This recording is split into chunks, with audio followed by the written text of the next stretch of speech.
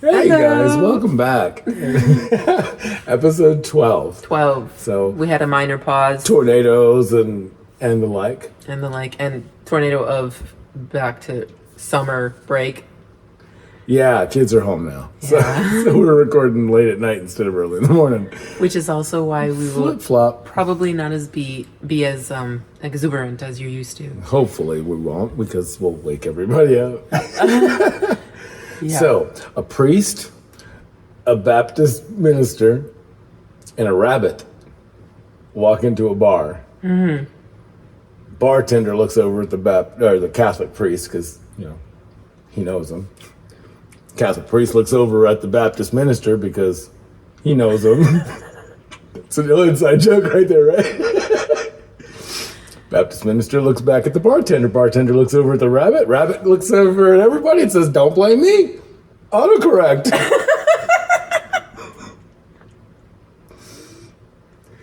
I think it's funnier the second time you said it. Okay, your turn. So today we're talking about Trauma. and That I don't know what that has to do with autocorrect, but maybe the rabbit in the bar was traumatic enough. it was because the joke gets messed up, and that's kind of what trauma does. It kind of rewrites your thinking. Yeah. And sometimes things are just a little tweaked. Or very tweaked.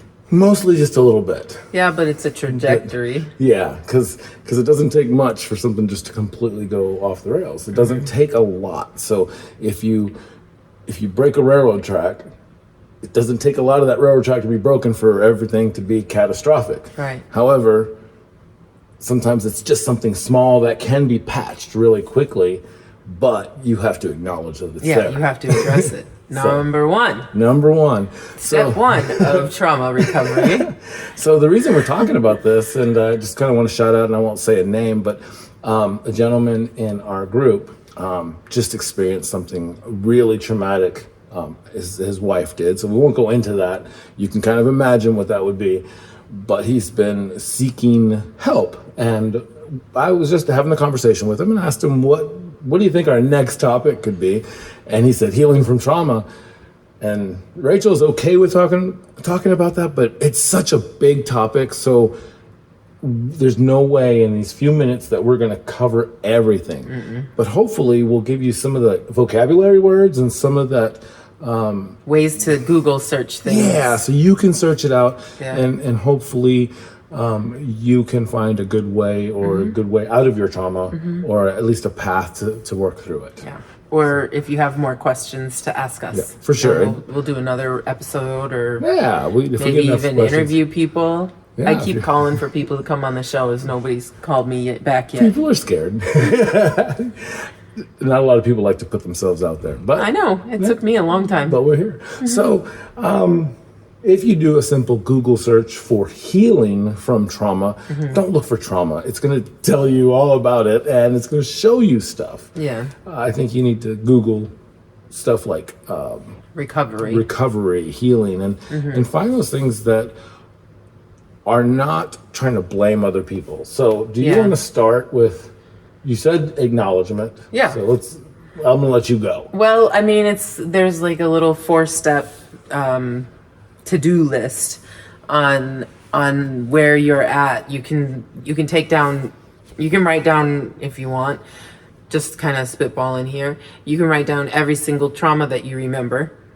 Good luck with that. I pray for you if you have those guts. But I mean, just start with one. Yeah. Take maybe the most recent one that you can be disconnected from. Yeah, that's a good idea.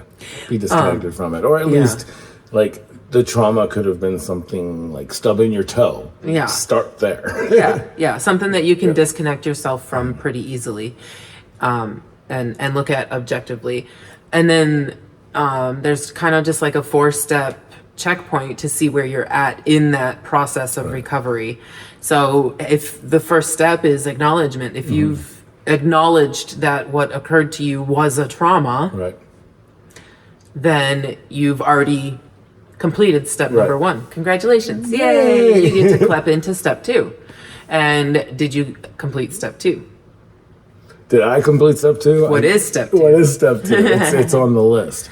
I was going to mention before we go into step 2 that even though these steps are linear, your growth and your healing will not be. So they're kind of going to go around. So this is the typical direction they should go in, but you're going to go up, you're going to go down, you're going to go around. So sometimes you're going to be in different places. Right. So yeah, they say that with grief as well. And it's really just whenever you are taking yourself into a different position from where you are. It happens when you start running. You go through this, I love it, I love the endorphins. And then you hit a wall, and then, you just go through it every single time you do something new to your body, because your body is trying to maintain homeostasis. Right.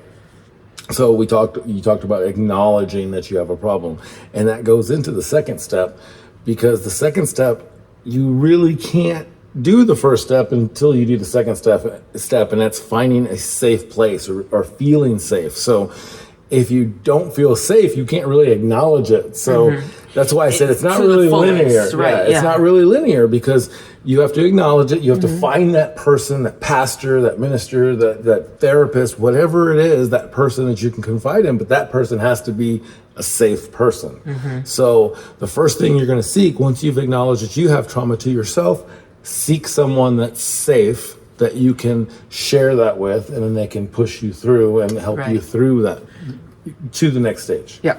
I can give a really good example about this, because I think that was the number one thing I struggled with in bringing myself to acknowledging and vocalizing my trauma. I can't count how many counselors I went through that just didn't pull it out. Just like, oh, you're so strong, or you're so, That's what it is. I knew how to cope. I knew my breathing techniques. I knew all the stuff. I knew everything was the right way to do. And they never pulled out what needed to get pulled out. And healing hurts. Think about anything. You stub your toe, you get a cut, whatever. Splinter. Yeah, a splinter. It hurts when you get it, but as that healing goes on, you're still in pain. You feel throbbing, you feel swelling, and that's what it is. When you're healing, if they're like, oh, it's okay, you're like, oh yeah, it is okay, I don't have to worry about it, and you've never had that pain, then that therapist or that minister has not given you the ability to truly heal. Right. Because they haven't gotten into that wound and washed it and cleaned it and then helped you to put it back together. Right. And the hardest thing about most trauma is people are quick to say, well, it's not your fault. Right. And then just move on from it, because if it's not your fault, it's not anything to worry And about. you just want to look at that person and go, well, no stuff, Sherlock. Yeah. Well, duh. I've realized this. If it were my fault, I wouldn't have a problem with it, because I could just deal with it.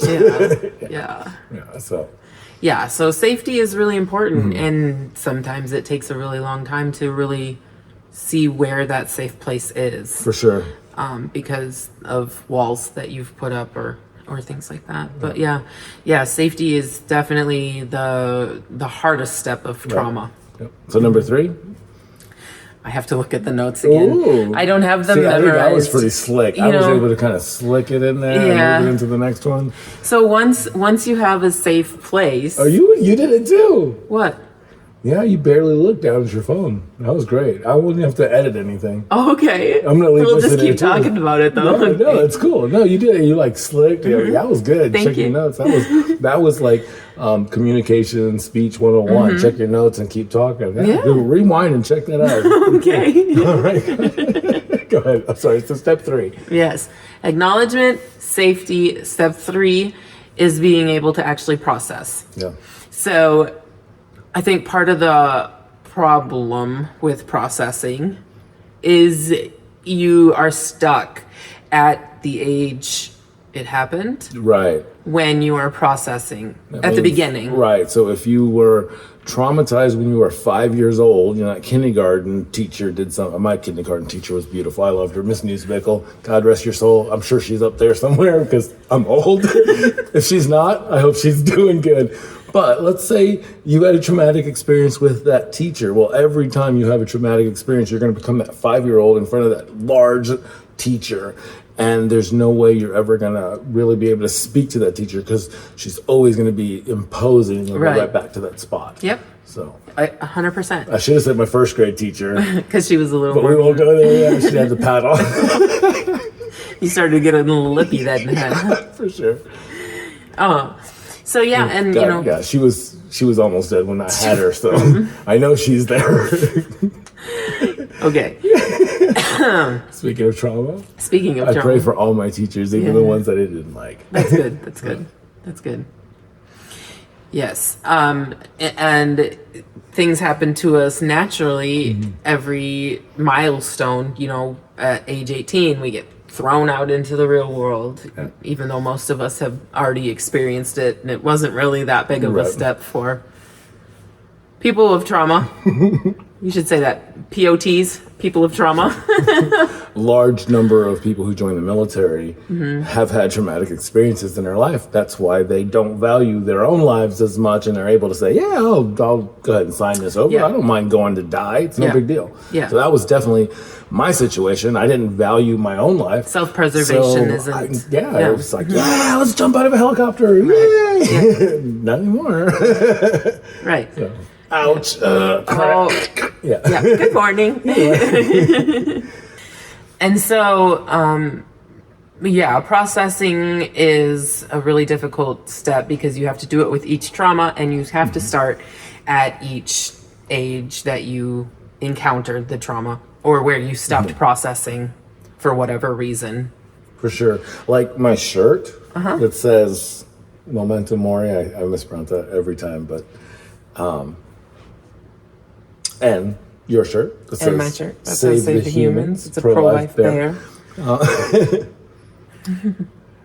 I'm poorly integrating our sponsor today into our show because the last step is integration. Yes. So I want to integrate our sponsor into the show. Trauma. Our two sponsors today, Romantic Catholic. That's where I got these cool shirts, or we got these cool shirts, and Catholic Beard Balm. So links. Beard Balm. He smells yummy. Yeah. Links in the description. All right. Links in the description. There we go. All right, let's go back. So yes, final step of trauma is fully integrating your life because you have been up until this point living your life in a way that was unhealthy. Right. Because you were just coping along with a bum foot and you didn't actually go to the doctor to get it reset. Right. Is basically what's happening inside of your brain. So whenever you see, I'll just go along with the foot metaphor. Whenever you see a task of running or heavy lifting going on, you get really anxious about it because it's going to hurt your foot because you haven't healed it right.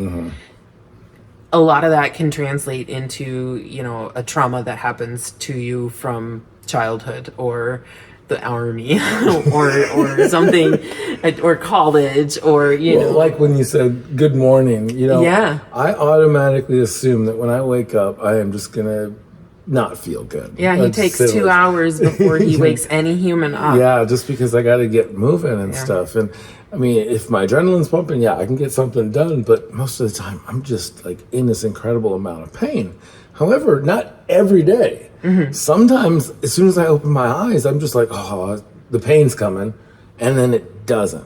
And those are the beautiful, wonderful, awesome days, but that's the trauma of having that pain and just knowing that when I open my eyes, I'm going to be in pain.